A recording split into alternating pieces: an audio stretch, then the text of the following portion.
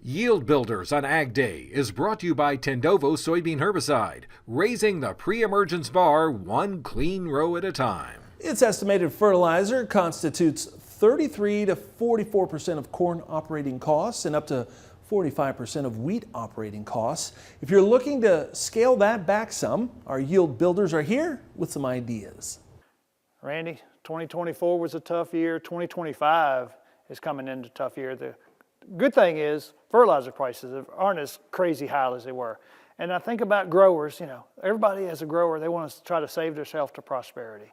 And things that I am a firm believer on is population if we're talking about corn. If we're not getting that 8 to 10 bushels per thousand of yield, then maybe they're planting it too thick. So let's consider dropping that down, and then when you start doing that, you're saving some costs there. Or let's do a better job with the planter and get them all up at the same time. Yeah, well, I can't disagree with you on that one.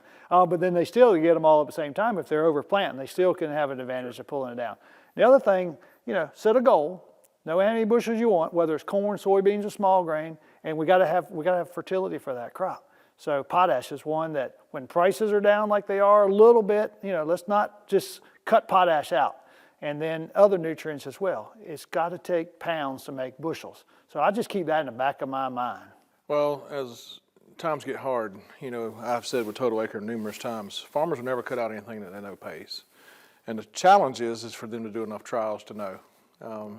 If they hear David Hula tell them something, and they hear Randy say something, or Alex Harrell say something, they want to put it on every acre, David. That does not make sense. Put their big toe in the water. See if it works on their farm. We don't farm in Iowa. We don't farm in Minnesota. It's still corn. We're still growing a crop that we're familiar with, but sometimes maybe their stand's the limiting factor before they go put some of these other products on. So one of the things that I would say is that farmers need to do some trials in these tight margin years so that when, they get in these tight margins and they have to have serious conversations with the banks, that maybe, they won't cut out that fungicide if they know it's paying them 7 to 10 to 12 bushels and there's ROI. But if they don't have a control, they don't know. And that's just an example. There's just a lot of products out there. But I'm all about, feeding the biology. I'm big on feeding the biology. For me, I'm not going to cut out that humic and fulvic acid. It's not going to happen. You've mentioned buffer and salts. I'm into feeding that biology and having a carbon source there, and I'm not going to cut out that humic and fulvic acid, whether that humic and fulvic acid goes out with the planter in the furrow, whether it goes out with foliar treatments, or whether it's in that dry blocks of fertilizer. Well, and you mentioned it earlier, a farmer, he's not going to give up what he knows pays. But first and foremost for a grower, if they're thinking about cutting back, don't think about that right now. Think about it after the crop comes up. If crop comes up, game on. You have a poor emerging, hey, that's just production corn or production soybeans. Don't worry, just manage it like you normally would. That's another reason to have a flag test to know how they performed.